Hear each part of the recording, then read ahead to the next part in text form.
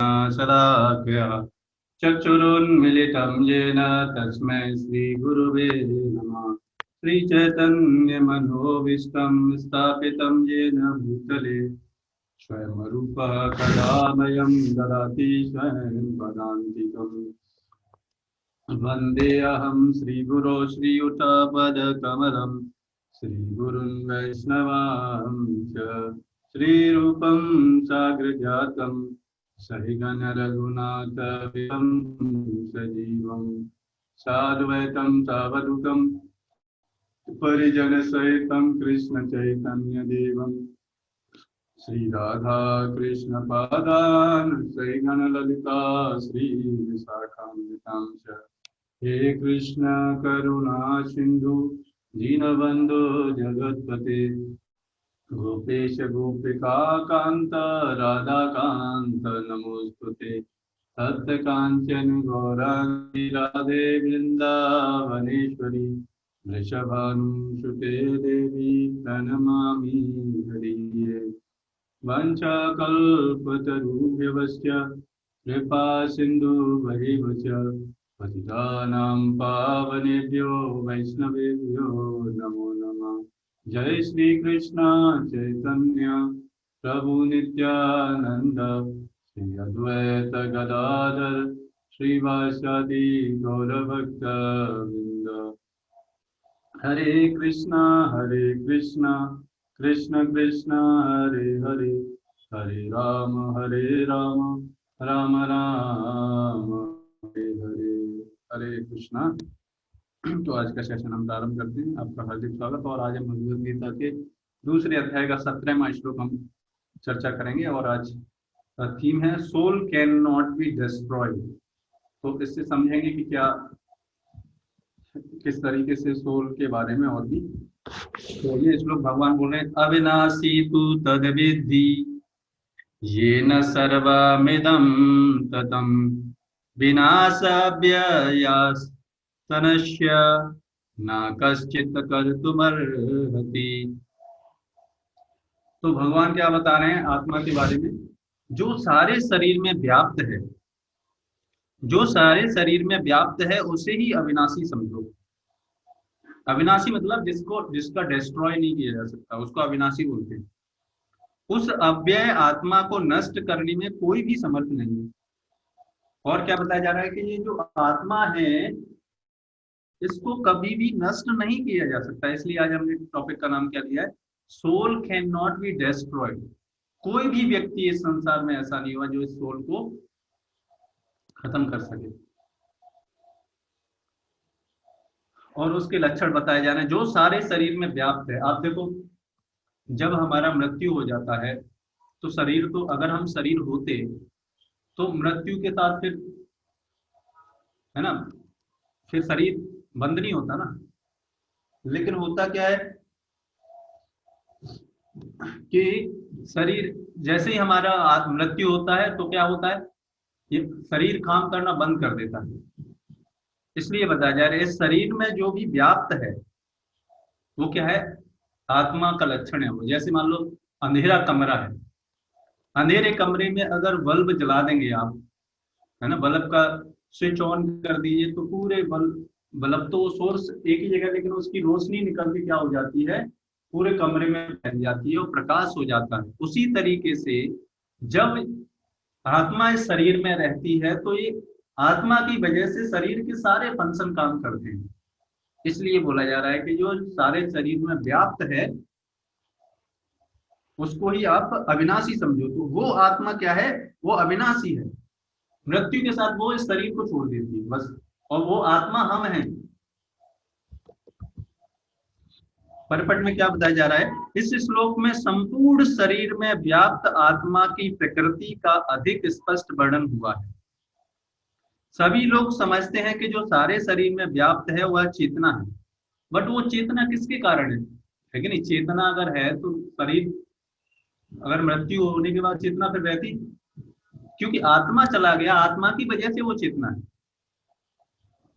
जिस तरीके से बल्ब के कारण रोशनी, सूरज के कारण रोशनी, प्रत्येक व्यक्ति को शरीर में किसी अंश या पूरे भाग में सुख दुख का अनुभव होता है। अब देखो कोई भी, इस मान लो पैर में थोड़ी चोट लग गई तो हमको दर्द महसूस होता है, किसी भी भाग में, ऐसा शरीर डिजाइन है।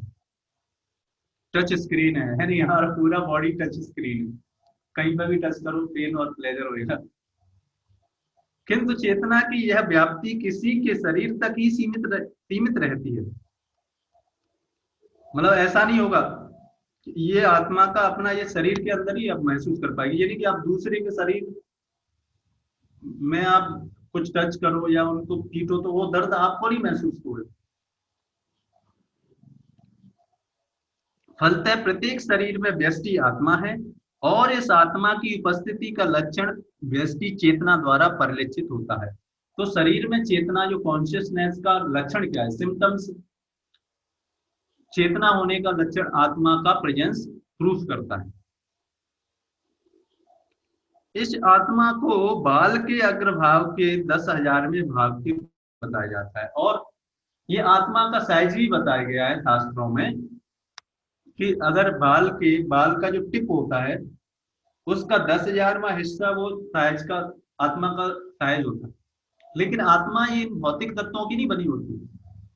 इन भौतिक तत्वों से तो हम नाप सकते हैं, है ना, हमने जो पैमाने बनाए सेंटीमीटर ये सब इनसे, लेकिन आत्मा ऐसी नहीं है। इन मेटेरियल एलिमेंट से आत्मा को नापा नहीं जा सकता। साइज तो है इतना ही, लेकिन वो परसीव ही नहीं होगी इनमें भौतिक चीजों से, भौतिक आंखों से हमें दिखाई नहीं देगी।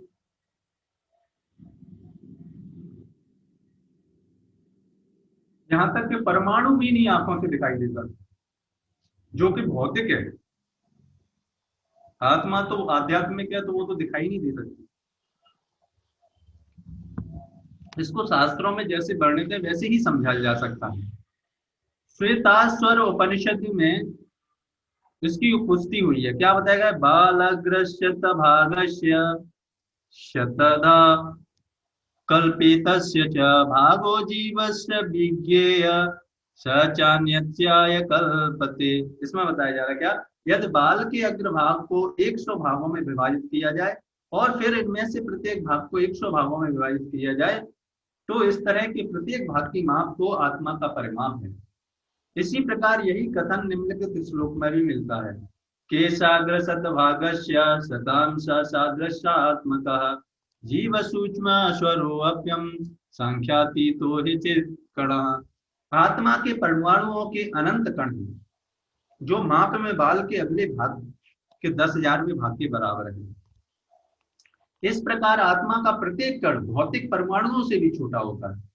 जो हमारे जो भौतिक एटम का बात की जाती है उससे भी छोटा होता है आत्मा, और ऐसे असंख्य कण हैं। यह अत्यंत लघु आत्मस्फुलिंग भौतिक शरीर का मूल आधार है, और इस आत्मस्फुलिंग का प्रभाव सारे शरीर में उसी तरह व्याप्त है जिस प्रकार किसी औषधि का प्रभाव व्याप्त होता है। आत्मा की यह धरा, जैसे मान लो आप देखो करंट कैसे फ्लो होता है, उसी तरीके से आत्मा के कारण चेतना पूरे शरीर में फ्लो होती है। आत्मा की यह धारा, विद्युत धारा, सारे शरीर में चेतना के रूप में अनुभव की जाती है, और यही आत्मा के अस्तित्व का प्रमाण है। यही प्रमाण है आत्मा का। और कोई अलग से आप बोले कि आत्मा को दिखाओ, तो कोई भी इंस्ट्रूमेंट इस संसार में ना तो अभी डिजाइन हुआ है, ना कोई कर सकता है, और ना फ्यूचर में कोई कर पाएगा। सामान्य, चाहे लोग आपको भ्रमित करते रहे कि हाँ हम 100 साल बाद बना देंगे ऐसा इंस्ट्रूमेंट, तो वो धोखा दे रहे हैं आप। सामान्य से सामान्य व्यक्ति भी समझ सकता है कि यह भौतिक संयोग के फलस्वरूप नहीं, अपितु आत्मा के कारण में सूक्ष्म आत्मा की और अधिक विवेचना हुई है। क्या हुई है? येषो अणु परमात्म चेता वेताद्याम यंत्रिमाण पंचधा सविवेश प्राणे चितम सर्वभूत प्रजानाम यस्मिन् विशुद्धे विभत्येषात्मा। आत्मा आकार में अणु तुल्य है। अणु मतलब छोटी है, जिसे पूर्ण बुद्धि के द्वारा जाना, देखा नहीं जा सकता, बुद्धि के द्वारा समझा जा सकता है, जैसे शास्त्रों में बताया गया। यह अणु आत्मा 5 प्रकार के प्राणों में तैर रहा है, और ये इतना छोटा है कि ये जो हवा है हमारे शरीर में विभिन्न विभिन्न प्रकार की, प्राण, अपान, व्यान, समान और उदान, यह हृदय के भीतर स्थित है, हृदय के भीतर स्थित है, और इन हवाओं के द्वारा ये तैर रहा है। आप सोचो, इतनी साइंटिफिक है शोध। और देहधारी जीव के पूरे शरीर में अपने प्रभाव का विस्तार करता है। जब आत्मा को 5 वायुओं के कलमश से शुद्ध कर लिया जाता है तो इसका आध्यात्मिक प्रभाव प्रकट होता है। तो जब तक ये आत्मा इन वायुओं के प्रभाव में रहेगी, इसलिए आप देखो इनसे ऊपर उठना पड़ता है। इसलिए मेडिटेशन में क्या करना पड़ता है, मेडिटेशन में इन हवाओं को इक्विलिब्रियम में लाना पड़ता है। हठ योग का प्रयोजन विविध आसनों द्वारा उन 5 प्रकार के प्राणों का नियंत्रित करना है जो आत्मा के घेरे हुए है। यह योग किसी भौतिक लाभ के लिए नहीं, अपितु भौतिक आकाश के बंधन से अणु आत्मा की मुक्ति के लिए किया जाता है। इस प्रकार अणु आत्मा को सारे वैदिक साहित्य में स्वीकार किया। अब इस आत्मा के बारे में सारे वैदिक साहित्य में बताया जा रहा है, और प्रत्येक बुद्धिमान व्यक्ति अपने व्यवहारिक अनुभव से इसका प्रत्यक्ष अनुभव कर सकता है। आप देखो, प्रत्यक्ष अनुभव किया जा सकता है, सिंपल। लेकिन आप सोचेंगे हमने जो मेथड इंस्ट्रूमेंट हमने बनाया उससे ऐसा नहीं होता। आप देखो, हमने जो इंस्ट्रूमेंट डिजाइन किए हैं, जो मीटर मापने वाला है, तो वो लिक्विड को नहीं नाप सकता। पर्टिकुलर मेथड होता है, पर्टिकुलर चीज से पर्टिकुलर चीज ही नापी जा सकती है। आप लीटर से लेंथ नहीं नाप सकते, लीटर से आप लिक्विड को ही नाप सकते हो बस। उसी तरीके से आत्मा को जानने और महसूस करने और प्रूफ करने के अलग रीजन है, वो आपके इस भौतिक साधनों से नहीं समझे जा सकते। केवल मूर्ख व्यक्ति ही इस अणु आत्मा को सर्वव्यापी विष्णु तत्व के रूप में सोच सकता है। अणु आत्मा का प्रभाव पूरे शरीर में व्याप्त हो सकता है। मुंडक उपनिषद के अनुसार यह अणु आत्मा प्रत्येक जीव के हृदय में स्थित है। शास्त्रों में सब कुछ बताया गया है कि ये हृदय से अर्जुन की स्थिति, हृदय में आत्मा कहाँ पर है, हृदय में बैठी है। यंत्रूणानी माया। और चूंकि भौतिक विज्ञानी इस अणु आत्मा को माप सकने में असमर्थ हैं, साइंटिस्ट लोग इसको भौतिक साधनों से नापने का प्रयास कर रहे हैं, लेकिन नहीं, गलत तरीका ढूंढ रहे हैं। उसे उनमें से कुछ ये अनुभव करते हैं कि आत्मा है ही, तो उनको क्या लगेगा, आत्मा है ही नहीं, लगेगा ही। व्यष्टि आत्मा तो निसंदेह परमात्मा के साथ साथ हृदय में है, और इसीलिए शारीरिक गतियों की सारी शक्ति शरीर के इसी भाग से उद्भूत होती है। आप देखो, सारे शरीर की, हृदय जब हार्ट फेल हो जाता है तो एकदम सब फेल हो जाता है। हृदय की जो धड़कन भी है, हृदय में जो ब्लड पंप हो रहा है, वो भी इस आत्मा की शक्ति के कारण ही हो रहा है। जब आत्मा चला जाता है तो हृदय की धड़कन बंद हो जाती है, सिंपल बात है। नहीं तो साइंटिस्ट लोग रोक लेते ना हृदय की धड़कन है कि नहीं। जो लाल रक्त कण फेफड़ों से ऑक्सीजन ले जाते हैं, वे आत्मा से ही शक्ति प्राप्त करते हैं। अतः जब आत्मा इस स्थान से निकल जाता है तो रक्त पादक संलयन यानी फ्यूजन बंद हो जाता है। औषधि विज्ञान लाल रक्त कणों की महत्ता को तो स्वीकार करता है, किंतु वह निश्चित नहीं कर पाता कि शक्ति का स्रोत आत्मा है। जो भी हो, औषधि विज्ञान यह स्वीकार करता है कि शरीर की सारी शक्ति उद्गम स्थल हृदय है, इतना तो मानता है। पूर्ण आत्मा के ऐसे अन्य कणों की तुलना, और ऐसे ये आप देखेंगे सूर्य के जो कण है, सूर्य की प्रकाश के जो कण हैं, वैसे हैं आत्मा। जैसे आप फोटोन बोलते हो ना, सूर्य के छोटे छोटे बंडल्स को आप फोटोन बोलते हो। पूर्ण आत्मा के ऐसे अणुकणों की तुलना सूर्य प्रकाश के कणों से की जाती है। इस सूर्य प्रकाश में असंख्य तेजोमय अणु होते हैं। इसी प्रकार परमेश्वर के अंश उनकी किरणों के परमाणु स्फुलिंग हैं और प्रभा या पराशक्ति कहलाते हैं। अतः चाहे कोई वैदिक विज्ञान का अनुगामी हो या आधुनिक विज्ञान का, वह शरीर में आत्मा के अस्तित्व को नकार नहीं सकता। भगवान ने स्वयं भगवत गीता में आत्मा के इस विज्ञान का विशद वर्णन किया है। तो कोई भी व्यक्ति इस आत्मा की अस्तित्व को नकार नहीं सकता। मूर्ख ही व्यक्ति होगा ऐसा जो ऐसा बोल सकता है। आप देखो जब हम बोलते हैं कि ही हैज पास्ड, वो शरीर छोड़ के चला गया, कौन चला गया, है कि नहीं? है, बोलते हैं लेकिन उसका मतलब नहीं समझते हम। भाई वो आत्मा चला गया, हम चले गए, वो शरीर बचा हुआ है। हम ये थोड़ी बोलते नहीं ये वो फलाना व्यक्ति ये पड़ा हुआ है, ऐसे नहीं बोलते। बोलते हैं इसका शरीर पड़ा हुआ है। और बोलते हैं मेरा हाथ, है ना, मेरा हाथ बोलते हैं ना ये नहीं बोलते ये हाथ में हूँ। इन सबसे क्या प्रूफ होता है तो ये आत्मा के बारे में इतना विशद विज्ञान इन शास्त्रों में भरा पड़ा है कि नहीं? तो वो समझे वो आत्मा हम हैं।